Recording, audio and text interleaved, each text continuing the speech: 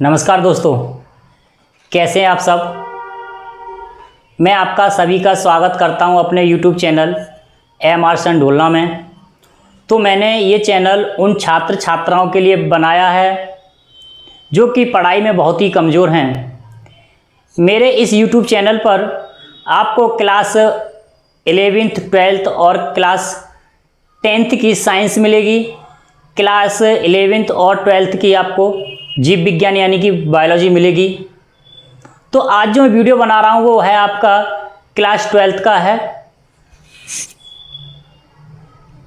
जो अध्याय में आज वीडियो बनाऊंगा वो अध्याय होगा आपका 2, जो हिंदी में उस अध्याय का नाम होता है मानव जनन, और मानव जनन को इंग्लिश में बोलते हैं ह्यूमन रिप्रोडक्शन।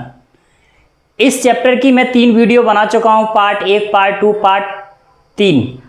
आज जो वीडियो बनाऊंगा मैं पार्ट 4 की बनाऊंगा मैं। तो 4 पार्ट जो होगा आपका, पार्ट नंबर 4 जो होगा उसमें बताऊंगा आपको यौवनारंभ के बारे में। मनुष्य में यौवनारंभ कब होता है, स्त्री में यौवनारंभ कब होता है, और बताऊंगा आपको इसमें मानव जनन तंत्र के बारे में। मानव जनन तंत्र में कौन कौन से अंग आते हैं वो इसी में बताऊंगा मैं आपको वीडियो नंबर 4 में। तो मैं ज़्यादा आपको बताऊंगा नहीं, तो पहले अभी मैं शुरुआत में बता देता हूं यौवनारंभ। तो इंग्लिश में यौवनारंभ को बोलते हैं पुअर्टी। यौवनारंभ होता क्या है, तो मैं आपको ये बताऊं यौवनारंभ किशोरावस्था के बाद आता है। किशोरावस्था में शिशु जन्म लेता है, वृद्धि करता है, ये उसका किशोरावस्था कहलाता है। और किशोरावस्था के बाद में आता है यौवनारंभ। जो यौवनारंभ का समय होता है, जो लड़कियां होती हैं, लड़कियों में 10 से 13 साल का समय होता है यौवनारंभ का शुरू होने में, और लड़कों में यौवनारंभ जो होता है वो होता है 13 से 16 वर्ष की आयु में। तो चैप्टर है आपका ह्यूमन रिप्रोडक्शन। तो इसमें सीरियल बाय सीरियल्स में आपको लिखाते हुए और डेफिनेशन आपको लिखवाते हुए और क्रम बाय क्रम आपको बताता हुआ चलूँगा मैं, जिससे कि आपको याद करने में और समझने में आपको कोई परेशानी ना हो। तो शुरू करते हैं। आपकी पहली हेडिंग है यौवनारंभ। तो यौवनारंभ में आपको बताऊं क्या होता है। मनुष्य में होने वाला ऐसा परिवर्तन, किसमें, मनुष्य में होने वाला ऐसा परिवर्तन जिसमें नर में शुक्राणु और मादा में अंडाणु का निर्माण होता है। और वो कब होता है, यौवनारंभ में। यौवनारंभ का समय कब बताया था मैंने, पुरुष में 13 से 16 वर्ष के बीच में, और स्त्री में यानी लड़कियों में ये प्रारंभ होता है 10 से 13 वर्ष की आयु में। तो हेडिंग में जितनी भी हेडिंग होंगी वो सारी मैं लिखवाते हुए चलूँगा क्रम बाय क्रम, सीरियल बाय सीरियल। तो शुरू करते हैं। आज पहले आपका चैप्टर ये मैंने बताया था ह्यूमन रिप्रोडक्शन है ये चैप्टर। तो इसको सीरियल बाय सीरियल बताऊंगा। आप पहली हेडिंग डालेंगे यौवनारंभ। यौवनारंभ क्या होता है, तो मैंने आपको बताया था यौवनारंभ मनुष्य में होने वाला ऐसा परिवर्तन जिसमें नर में शुक्राणु, मादा में अंडाणु बनते हैं,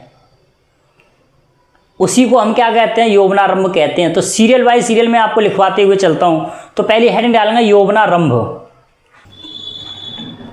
हेडिंग डाला आपने यौवनारंभ। यौवनारंभ है क्या, मैंने अभी बताया था आपको यौवनारंभ क्या है। मनुष्य में होने वाला ऐसा परिवर्तन जिसमें नर में शुक्राणु और मादा में अंडाणुओं का निर्माण होने लगता है, उसे हम यौवनारंभ कहते हैं। डेफिनेशन जितनी भी होंगी सब लिखवाते हुए चलूंगा। वीडियो में कौन सी बना रहा हूं, ये वीडियो है आपकी भाग 4।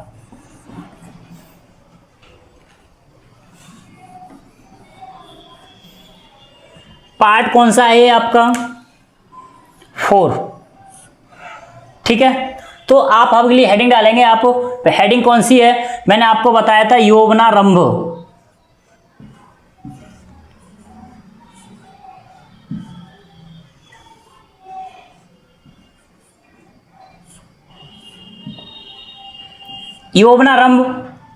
यौवनारंभ को इंग्लिश में बोलते हैं प्यूबर्टी।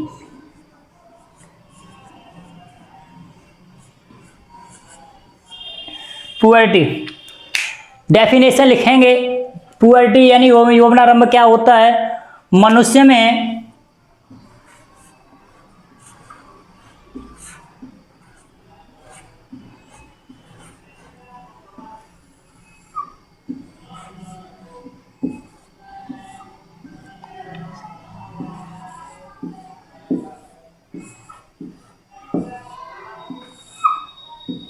में होने वाला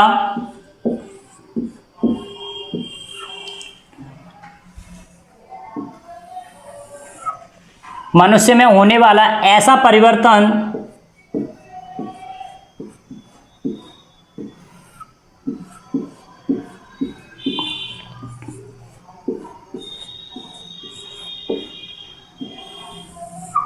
मनुष्य में होने वाला ऐसा परिवर्तन जिसमें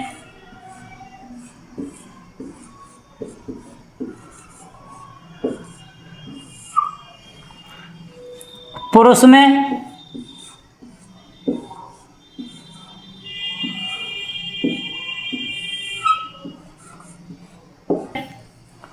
में बनते शुक्राणु। मनुष्य में होने वाला ऐसा परिवर्तन जिसमें पुरुष में शुक्राणु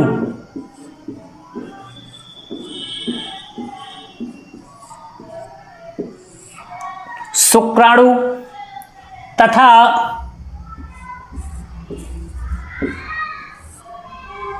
मादा में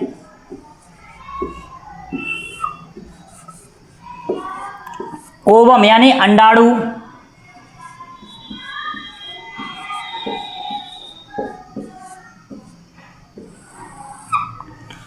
क्या होता है? अंडाणु का क्या होता है? अंडाणु का निर्माण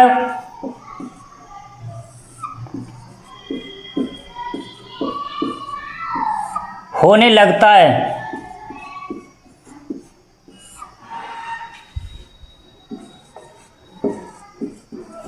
ठीक है, यौवनारंभ क्या होता है?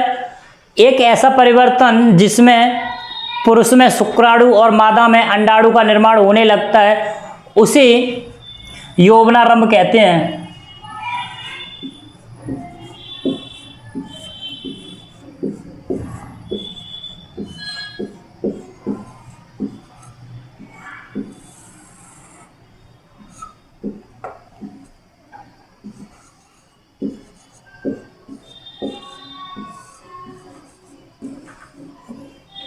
ठीक है, अब आपका आता है, ये हो गया आपका यौवनारंभ। यौवनारंभ में इसको भी हम ये भी बोल सकते हैं कि मनुष्य में अंडाणु और स्त्री में शुक्राणु का बनना ही क्या कहलाता है? यौवनारंभ कहलाता है। बालक में 13 से 16 वर्ष की आयु में यौवनारंभ होता है और बालिका में 10 से 13 वर्ष की आयु में यौवनारंभ होता है।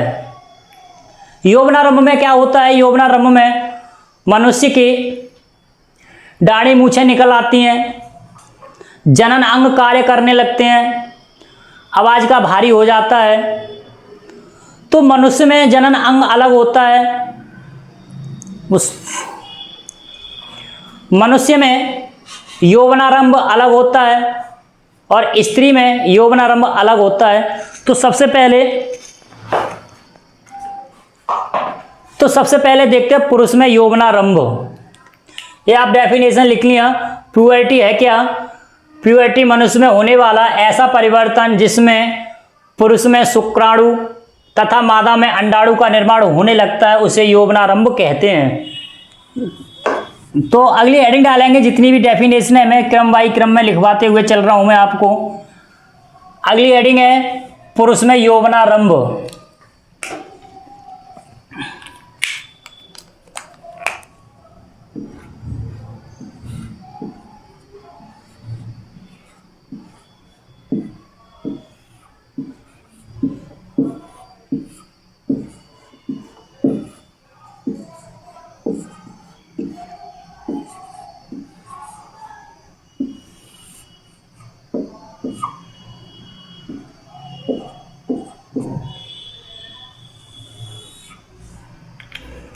तो पुरुष में यौवनारंभ क्या है?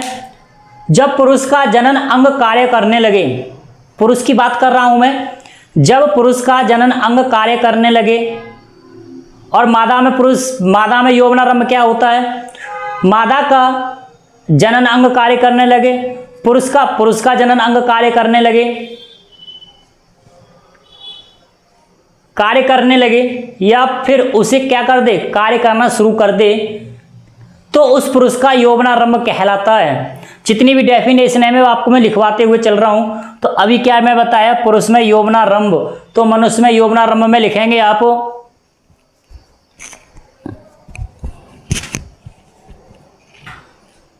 तो पुरुष में लिखेंगे यौवनारंभ जब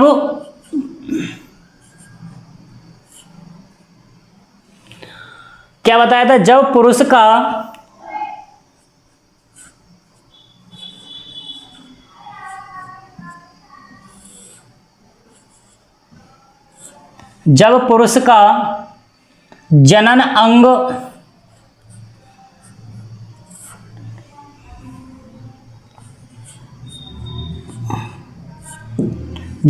का जनन अंग क्या करने लगे, जब पुरुष का जनन अंग कार्य करना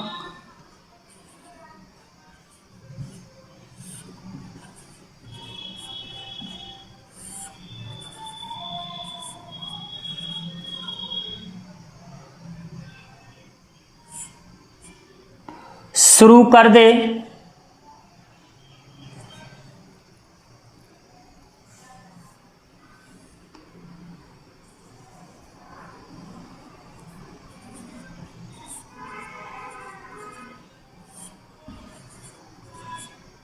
शुरू कर देता है,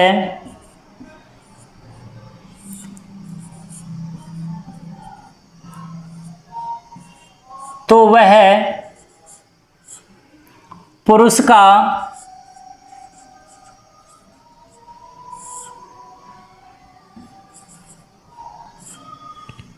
यौवनारंभ कहलाता है।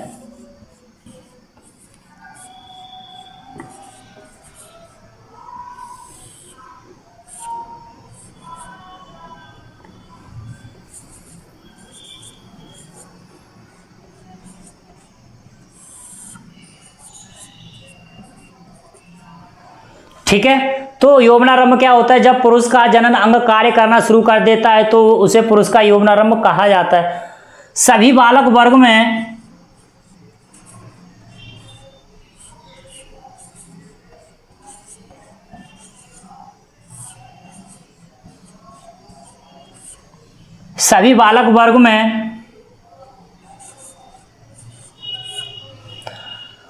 सभी बालक वर्ग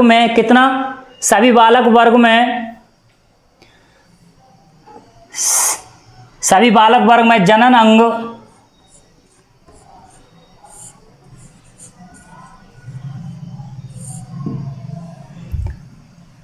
तेरह से 16 वर्ष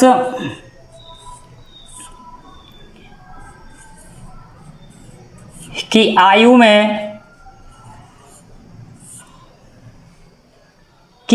में कार्य करना शुरू कर देता है।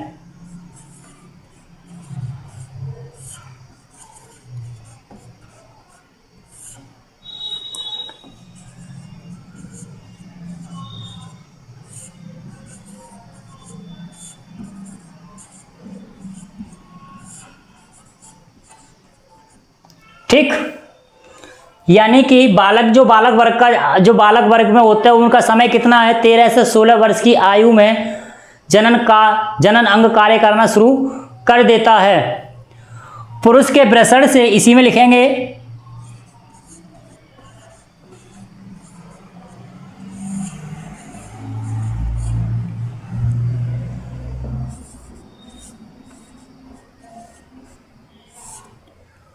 पुरुष के वृषण से टेस्टोस्टेरोन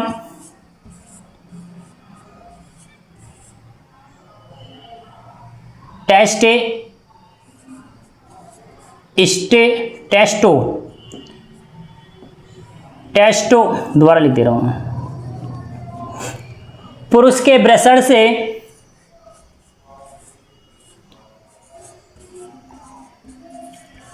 टेस्टोस्टेरोन,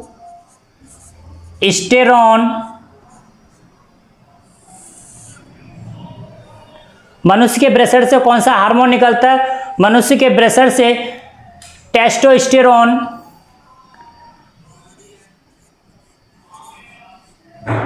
हार्मोन स्रावित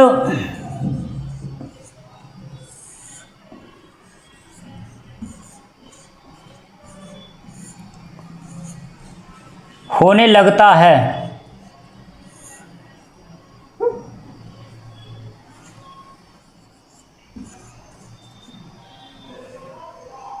जो लैंगिक कार्य को दर्शाता है।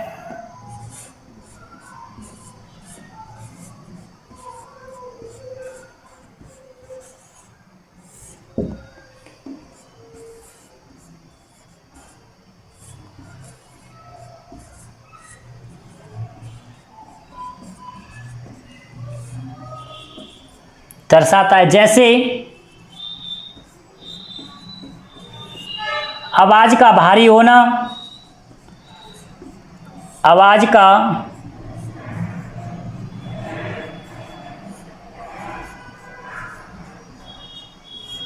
ठीक है, जैसे आवाज का भारी होना, दाढ़ी मूंछ आना,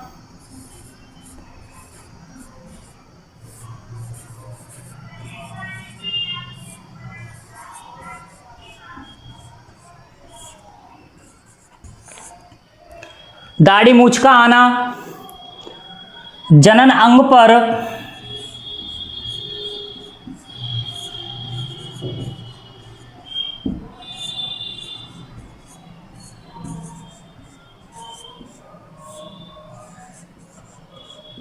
बाल आना।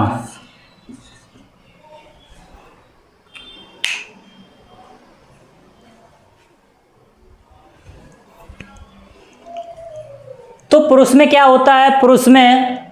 पुरुष का यौवनारंभ क्या होता है? जब पुरुष का जनन अंग कार्य करना शुरू कर देता है, उसे पुरुष का यौवनारंभ कहते हैं। पुरुष के यौवनारंभ में सभी बालक वर्ग जो होते हैं, सभी बालक वर्ग में 13 से 16 वर्ष की आयु में 13 से 16 वर्ष की आयु में हार्मोन स्रावित करने लगते हैं। उस हार्मोन्स का नाम बताया था मैंने, टेस्टोस्टेरोन। हार्मोन स्रावित होता है जो लैंगिक कार्य को क्या करता है? जब वो मनुष्य के ब्रेसर से हार्मोन टेस्टोस्टेरोन हार्मोन स्रावित होने लगता है, तो वो क्या करता है? तो वो है लैंगिक कार्य को दर्शाता है। लैंगिक कार्य को क्या करता है? दर्शाता है। जैसे एग्जाम्पल में क्या है? आवाज का भारी होना, दाढ़ी मूंछ आना, जनन अंग पर बाल आना इत्यादि। यही है आपका मनुष्य में यानी पुरुष में यौवनारंभ, और इसके बाद आता है स्त्री का यौवनारंभ। तो बिल्कुल सेम उसी की तरह है, इसमें थोड़ा सा चेंजिंग है। तो क्या है? जब स्त्री का जनन अंग कार्य करना शुरू कर देता है, तो वह स्त्री का यौवनारंभ कहलाता है। सभी बालिका वर्ग में जनन अंग यहाँ कितना है? 13 से 16 है, पर बालिका वर्ग में 10 से 13 वर्ष की आयु में कार्य करना शुरू कर देता है। बालिका यानी स्त्री के, यहाँ पर स्त्री का क्या होगा? यहाँ पुरुष का है ब्रेसर और स्त्री में पाया जाता है अंडाशय। तो स्त्री के अंडाशय से या टेस्टोस्टेरोन है, पर मादा के जनन अंग से प्रोजेस्टेरोन हार्मोन स्रावित होता है। प्रोजेस्टेरोन हार्मोन स्रावित होने लगता है, जो लैंगिक कार्य को क्या करता है? दर्शाता है। जैसे क्या होता है? स्त्री की आवाज बहुत सुरीली होना, स्तन ग्रंथियों का विकसित होना, और जनन अंगों पर बाल आना इत्यादि। तो डेफिनेशन फिर भी मैं इसका भी लिखवाता हूं मैं आपका। क्या है आपकी अगली हेडिंग?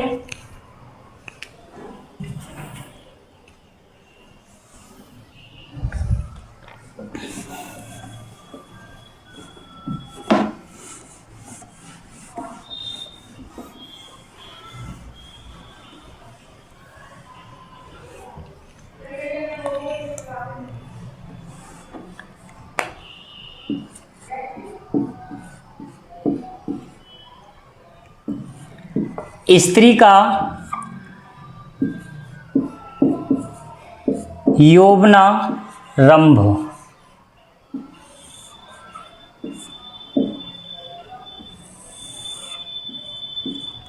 बिल्कुल वही है, थोड़ा सा चेंजिंग है। जब मादा के शरीर का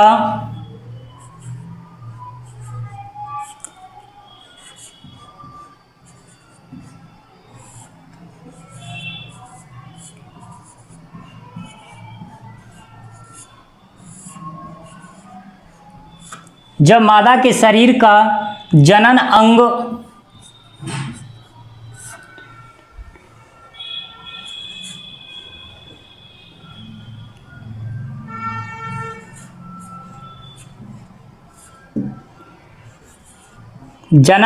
कार्य करना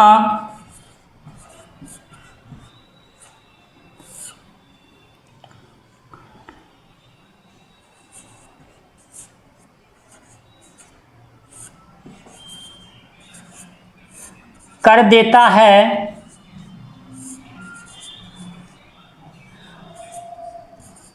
तो वह स्त्री का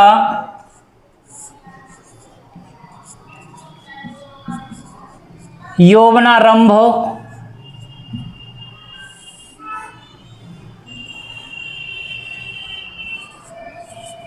कहलाता है। सभी बालिका वर्ग में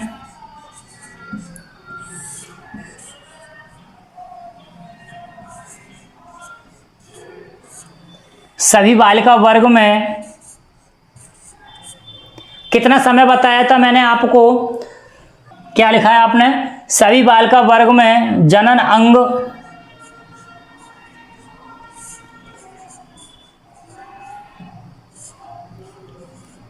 10 से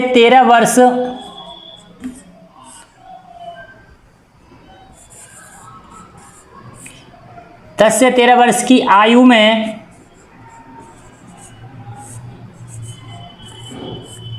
कार्य करना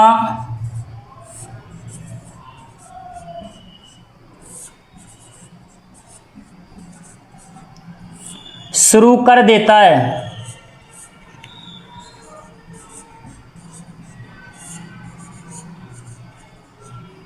ठीक है।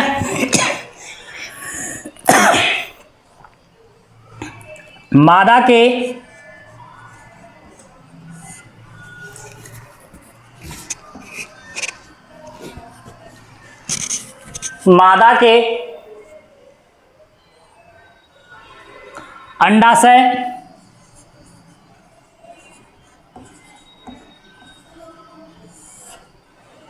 के अंडाशय से हार्मोन का स्राव होता है।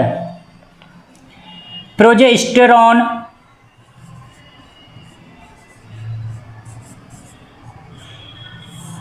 हार्मोन का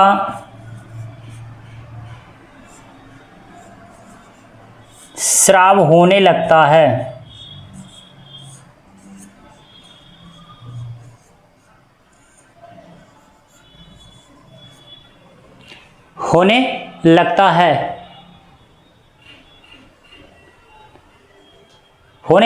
जो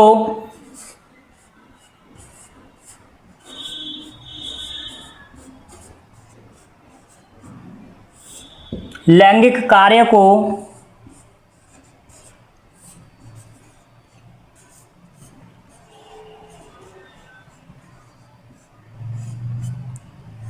दर्शाता जैसे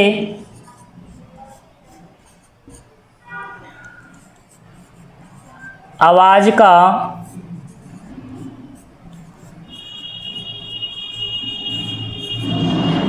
सुरीला होना,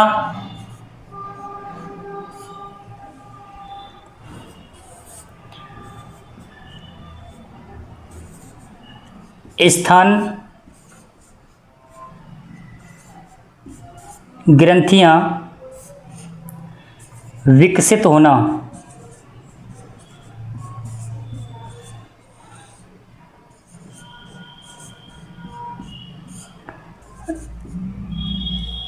आदि।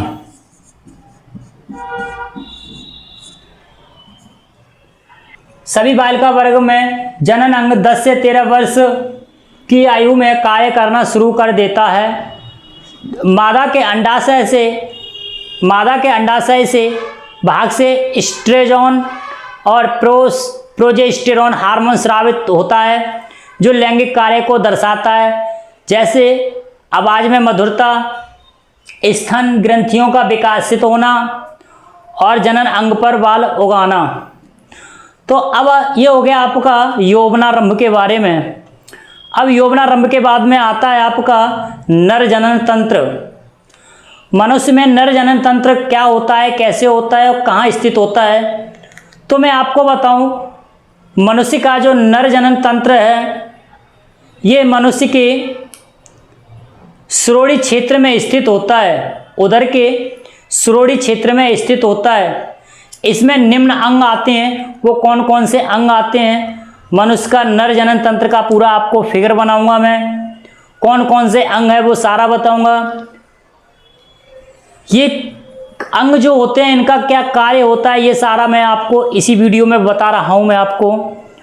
तो ये आपका हो गया यौवनारंभ। यौवनारंभ में दोबारा रिपीट कर दे रहा हूं शुरू से। यौवनारंभ क्या होता है? पुबर्टी, मनुष्य में होने वाला ऐसा परिवर्तन जिसमें नर में शुक्राणु और मादा में अंडाणुओं का निर्माण होने लगता है, उसे हम यौवनारंभ कहते हैं।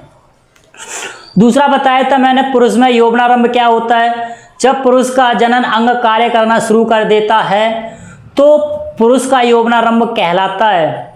सभी बालक वर्ग में जनन अंग 13 से 16 वर्ष की आयु में कार्य करना शुरू कर देता है और जो पुरुष के अंडाशय से जो पुरुष के वृषण से टेस्टोस्टेरोन हार्मोन स्रावित होता है जो लैंगिक अंगों को क्या करता है? दर्शाता है। बताया था इस और क्या, जैसे कि एग्जाम्पल में कैसे कि आवाज में भारी होना, दाढ़ी मूंछ आना, जनन अंगों पर बाल उगाना, ये क्या कहलाता है? सभी किसके अंतर्गत आता है? यौवनारंभ के अंतर्गत आता है। और यौवनारंभ से जो पहले का वो होता है समय, वो होता है किशोरावस्था। जब शिशु जन्म लेता है, जन्म के बाद में क्या करता है? वृद्धि करता है। वृद्धि करना ही क्या करता है उसका? शिशु ने जन्म लिया, वृद्धि किया।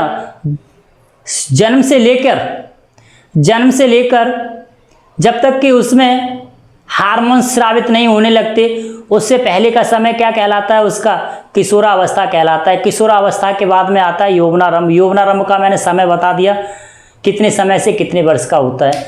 अब चलते हैं मनुष्य के नर जनन तंत्र की तरफ। वीडियो नंबर 5 की मैं वीडियो बनाऊंगा, उसमें बताऊंगा नर जनन तंत्र क्या होता है और ये कहाँ स्थित होता है, कैसा होता है। तो मैं अभी बता दूं आपको नर जनन अंग, नर जनन तंत्र के बारे में। नर जनन तंत्र होता है मनुष्य के उदर श्रेणी क्षेत्र में उपस्थित होता है। इनमें कौन कौन से अंग आते हैं ये भी मैं आपको बता देता हूँ। इसमें जो अंग आते हैं वो हैं आपके वृषण कोष, जिसे इंग्लिश में वृषण कोष को हम स्कोर्टम बोलते हैं। दूसरा है आपका एक जोड़ी वृषण, पेयर ऑफ टेस्टिस, यानी कि मनुष्य में एक जोड़ी वृषण पाए जाते हैं।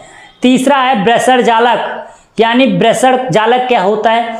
वृषण जालक मनुष्य के वृषणों की क्या करता है? सुरक्षा करता है। फिर आता है उसके बाद आता है शुक्रवाहिकाएं, जिसे इंग्लिश में बोलते हैं बासा इन्फ्रेंसिया। फिर उसके बाद में आता है 2 अधिवृषण, यानी पेयर ऑफ एपिडिडाइमस। फिर उसके बाद में आता है 2 शुक्रवाहिनियाँ। कितनी शुक्रवाहिनी होती हैं? 2 होती हैं। और वो कहाँ कहाँ होती है वो सारा मैं आपका नर जनन का तंत्र का जो चित्र बनाऊंगा उसमें सारा सब कुछ बताऊंगा। मैं फिर दोबारा रिपीट कर दे रहा हूँ। एक ब्रेसड़ कोश, दूसरा ब्रेसड़, तीसरा ब्रेसड़ जालक, चौथा शुक्रवाहिकाएं, पांचवा 2 अधिब्रेसड़, छठा 2 शुक्रवाहिनी, सातवां 2 शुक्राशय, आठवां 2 स्खलन वाहिनी, नवा मूत्र मार्ग, 10वां प्रस्टोट ग्रंथि, वोल्वो यूथ्रेल ग्रंथि, शिश्न। ये सभी क्या हैं? मनुष्य के नर अंग हैं और इनके कार्य क्या क्या होते हैं वो सारा मैं वीडियो नंबर 5 में बताऊंगा मैं आपको। जब तक के लिए जय।